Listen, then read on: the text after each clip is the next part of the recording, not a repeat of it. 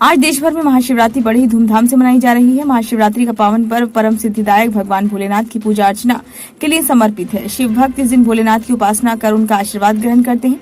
भोलेनाथ को प्रसन्न करने के लिए हम दूध, दही, शहद, घी, भांग, धतूरा, पुष्प, फल और बेलपत्र आदि चीजें अर्पित करते हैं। लेकिन शास्त्रों में बेलपत्र अर्पित करने का बहुत महत्व बताया गया है। शिव पुराण के अनुसार 1,00,000 बेलपत्र शिवलिंग पर चढ़ाने से मनुष्य अपनी सारी काम्य वस्तुओं को प्राप्त कर लेता है। ये जानते हैं बेल वृक्ष की महिमा और इसको चढ़ाने के नियम। शिव पुराण के अनुसार बेल वृक्ष शिव जी का ही रूप है। देवताओं ने भी इस शिव स्वरूप की वृक्ष की प्रस्तुति की है।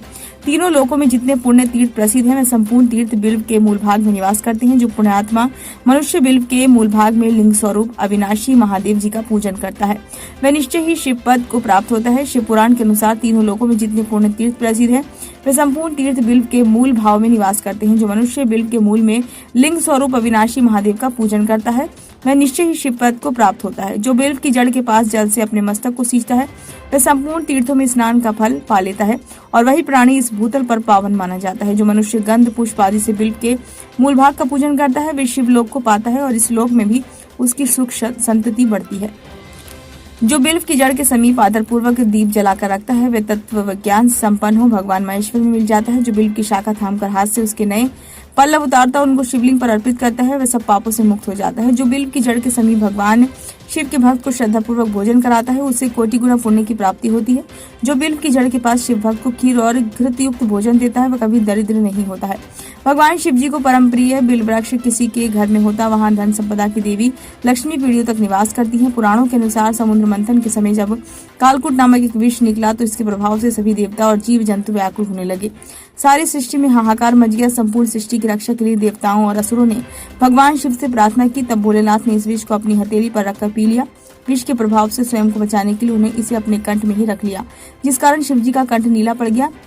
इसलिए महादेव जी को नीलकंठ कहा जाने लगा।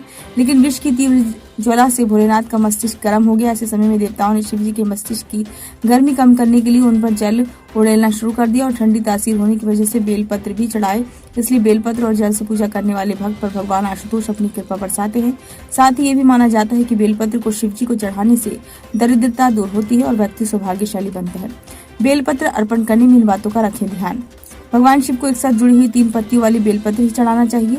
भगवान शिव को बेलपत्र अर्पित करते समय इस बात का ध्यान रखना चाहिए कि इसकी पत्तियां कहीं से भी कटी फटी ना हो या फिर उसमें कहीं छेद ना हो। बेलपत्र को कभी भी बासी नहीं माना जाता है। शिव जी को चढ़ाए गए बेलपत्र को दोबारा धोकर फिर से चढ़ाया जा सकता है।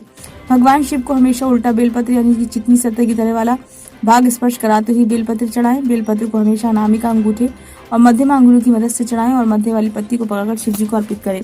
शिव जी को कभी भी सिर्फ बेलपत्र अर्पण नहीं करें, बेलपत्र के साथ जल की धारा जरूर चढ़ाएं।